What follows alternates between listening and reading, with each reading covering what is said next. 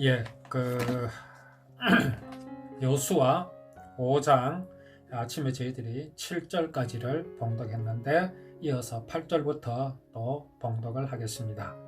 또 그 모든 백성에게 할례 행하기를 마침에 백성이 진중 각 처소에 머무르며 낫기를 기다릴 때에 여호와께서 여호수아에게 이르시되 내가 오늘 애굽의 수치를 너희에게서 떠나게 하였다 하셨으므로 그곳 이름을 오늘까지 길갈이라 하느니라.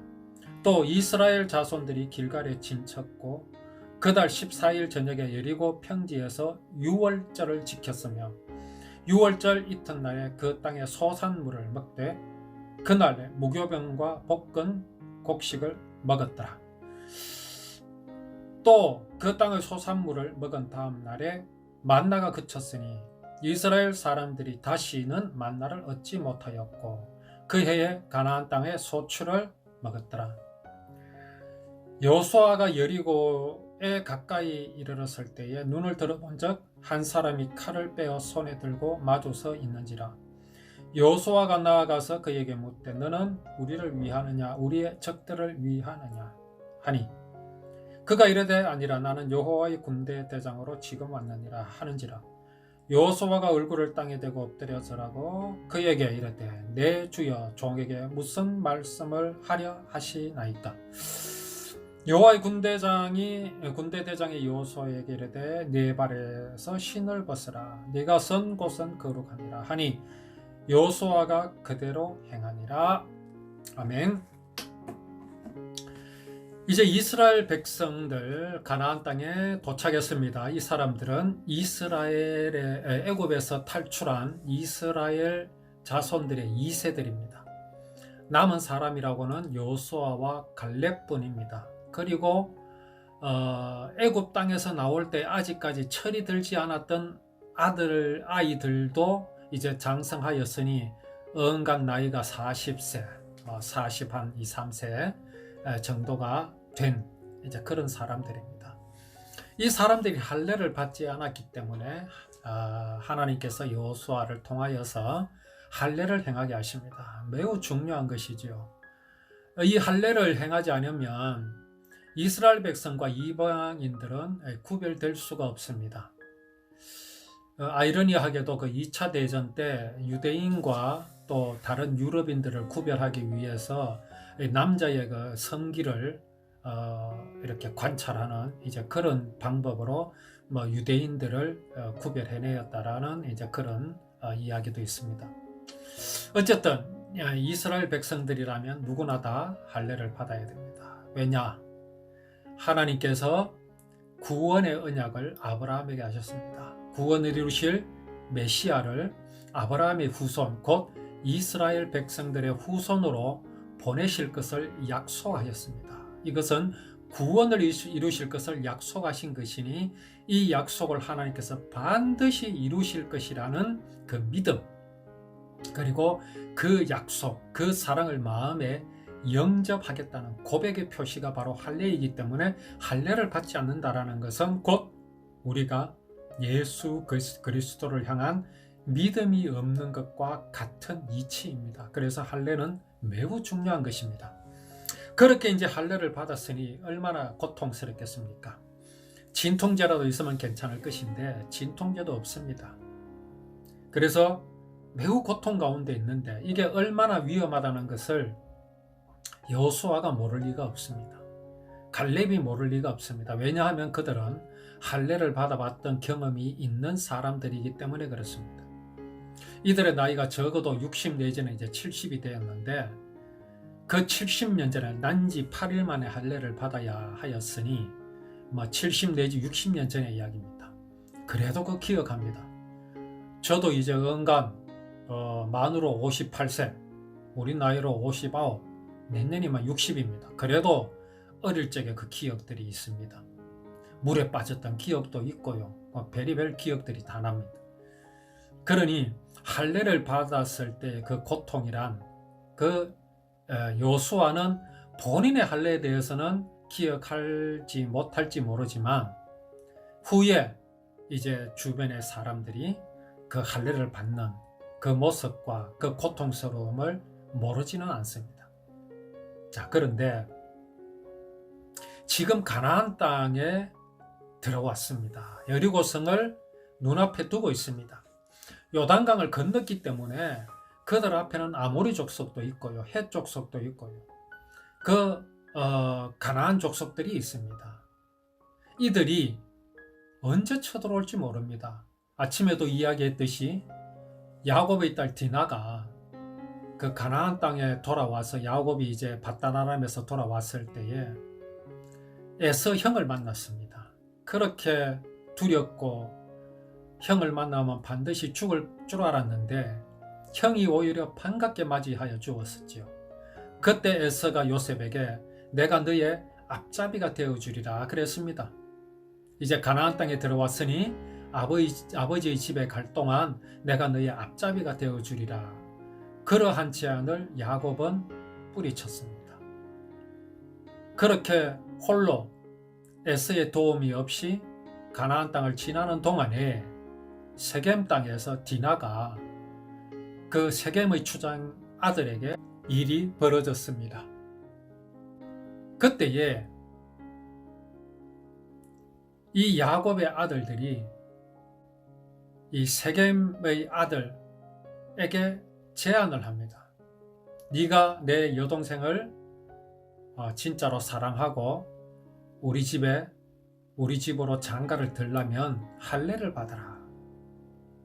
그 제안을 하는 이유는 할례가 얼마나 고통스러운 것인가를 알기 때문에 그랬습니다. 바보들 같이 이 아들이, 하몰과 그 세겜의 추장 아들이, 그리고 그 집안의 모든 남자들이 할례를 받았습니다. 얼마나 고통스러웠던지 꼼짝도 할 수가 없었습니다. 그때 야곱의 아들들이 이 세겜 족장 그 집안을 완전히 무찔러 버립니다. 자, 지금 이스라엘 백성들이 그 가나안 땅에 들어왔습니다. 위험합니다. 모든 주변이 다 적들입니다. 그런데 어떻게 이런 적들 앞에서 할례를 행할 수 있단 말입니까? 그만큼 중요하다는 뜻이지요. 할례를 받지 않는다라는 것은 있을 수 없다라는 믿음이 지금 여호수아에게 있는 겁니다. 여호와 하나님의 구원의 언약을 내 마음속에 새기고 기억해야 한다는 중요한 것임을, 생명과도 같은 것임을 여호수아가 알기 때문에 할례를 행합니다. 그럼에도 지금 적들이 바로 주변에 있는데 어떻게 그렇게 과감하게 할 수 있습니까? 하몰의 꼴을 당해야 됩니까? 어떻게 그럴 수 있었죠?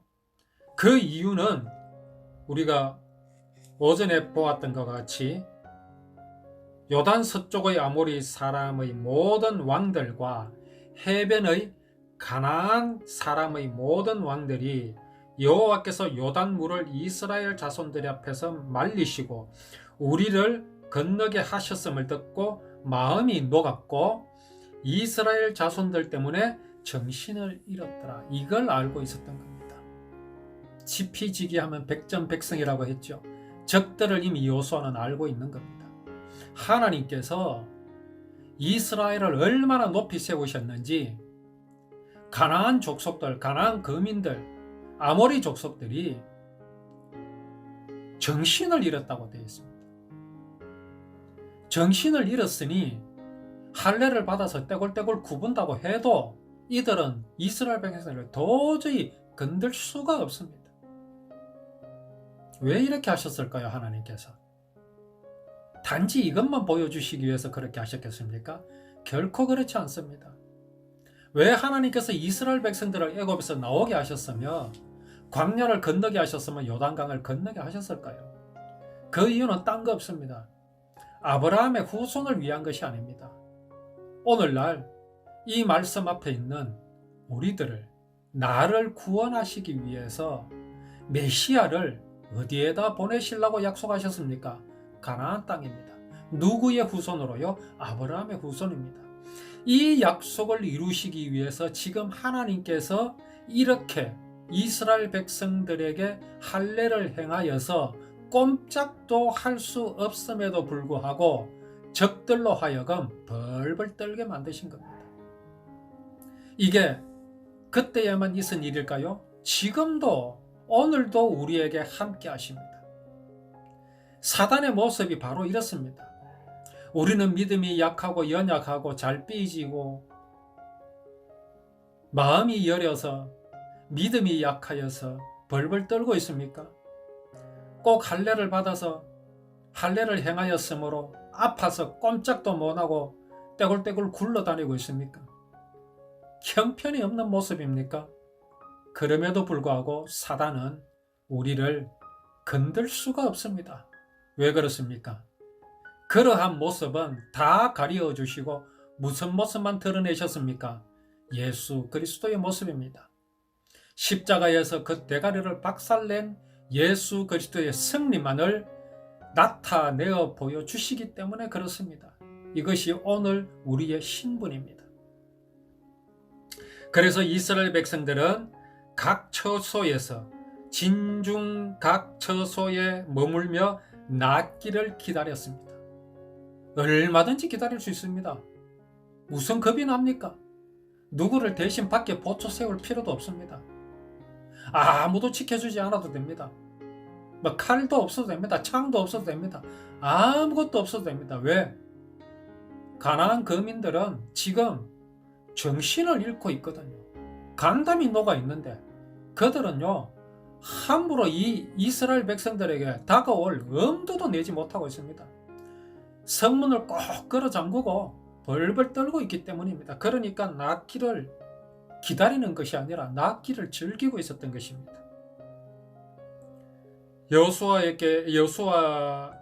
여호와께서 여호수아에게 이르시되 내가 오늘 애굽의 수치를 너희에게서 떠나게 하였다. 할례를 받은 그것이 애굽에서의 수치를 떠나게 하였다. 원래 할례의 목적은 뭡니까? 아브라함에게 언약하신 것을 이스라엘 백성, 아브라함의 후손이 기억하게 하기 위해서 몸에 새기는 것이었습니다. 근데 오늘 여기의 말씀은 애굽의 수치를 떠나게 하였다라고 말씀하십니다. 애굽과 끊어졌다 이 말입니다. 완전히 끊어졌다 이 말입니다. 마찬가지입니다. 아브라함에게 언약하신 것을 내 마음에 영접하는 것은요 세상과의 단절입니다. 세상과 끊어지는 겁니다. 구원을 영접하는 것이기 때문에 그렇습니다. 애굽에 머물러 있어 갖고는 구원이 있을 수가 없습니다. 애굽에서 나와야 됩니다. 애굽과 단절돼야 됩니다. 애굽과 단절되는 게 쉽지 않습니다. 왜 그렇습니까? 애굽은 문명 국가입니다. 그들이 애굽에 있을 때 애굽에서는 피라미드라는 오늘날에도 도저히 불가사의하다는 사람이 만들어낼 수 없다라는 구조물들을 그때의 애굽은 만들어냈습니다. 문명의 발상지입니다. 그들은요 이미 고도화된 법이 있었고 수학이 그들에게 있었습니다. 과학이 그들에게 있었습니다. 그들의 정신과 그들의 이 무기와 과학이라면 가나안 땅은 그거는 하루거리도 되지 않습니다. 그런 애굽을 어떻게 버리겠습니까? 그런데 하나님께서는 버리라고 하십니다. 왜 그렇습니까? 가나안 땅은 애굽의 방법이나 애굽의 능력이나 애굽의 어떤 권세를 가지고 물리치는 그런 곳이 아니기 때문에 그렇습니다.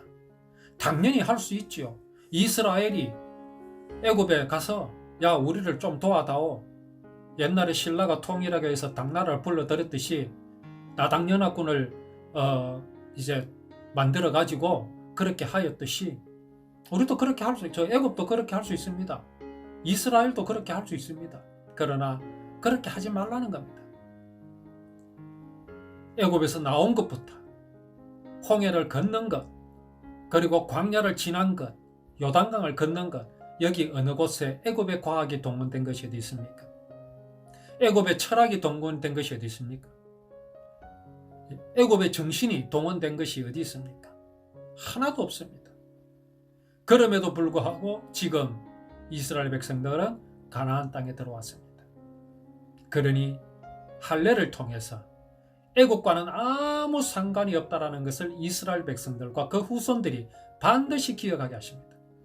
지금 내가 가나안 땅에 있는 것은 세상의 어떤 방법으로도 아니다. 사람의 방법 아니다. 애굽의 방법이 아니다. 오직 여호와 하나님께서 당신께서 약속하신 것을 이루시기 위해서 하나님께서 친히 행하셨다라는 것만을 이스라엘 백성들로 하여금 기억하게 하시기 위해서 할례를 행하게 하신 것입니다. 이것은 곧 아브라함에게 주신 언약을 기억하게 하신 것과 똑같은 것임을 우리는 알아야 합니다. 이제 이스라엘 백성들은 길갈에 진을 치고 거기에서 유월절을 지켰습니다. 유월절을 지켰다. 그게 바로 뭡니까? 이스라엘 백성들이 애굽에서 나올 때에 주셨던 어린 양의 피입니다. 그 양을 잡아서 그 피를 문 밖에 좌우 기둥과 문 위에 바르게 하셨습니다. 하나님께서는 그 피를 보시고 이제 그 집에 재앙을 내리지 않으시고 넘어가셨습니다. 그 유월절의 피는 아무나 바를 자격이 있습니다. 유대인이든 애굽 사람이든 이방인이든 상관이 없습니다. 하나님이 언제 이스라엘 백성만 구한다고 하셨습니까? 아닙니다. 피를 보고 내가 너를 넘어가리라 분명히 말씀하셨습니다. 따라서 애굽 사람이 그 피를 발랐으면 넘어가십니다. 이스라엘 백성이라 할지라도 피를 바르지 않으면 하나님의 사망의 심판은 그 집에 이르게 되었습니다. 그것이 바로 유월절로 보여주신 하나님의 구원의 언약입니다. 이것은 이스라엘 백성들이 매년 지켜야 합니다. 늘 지켜야 합니다. 잊어버리면 안 됩니다. 이제 가나안 땅에 들어와서 그 유월절을 지켰습니다. 그리고 유월절 이튿날에는 먹었습니다. 무엇을 먹었습니까?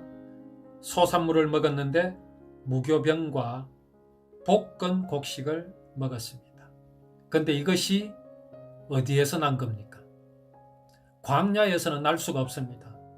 애굽에서 가져온 것이라면 벌써 다 먹어버리고 없습니다. 40년이나 지났잖아요. 그러면 이것은 도대체 출처가 어디입니까? 가나안 땅입니다. 가나안 땅에서 얻은 소산물입니다. 자, 이제 가나안 땅에서 소산물이 났으니 필요 없게 된 것이 있습니다. 그것이 바로 만나와 메추라기입니다. 그것은 더 이상 필요가 없습니다. 가나안 땅에서 소산물이 나는데요. 우리에게는 어떤 소산물을 주셨습니까?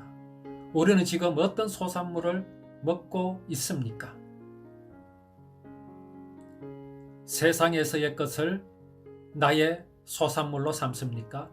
내 생명의 근원으로 삼습니까?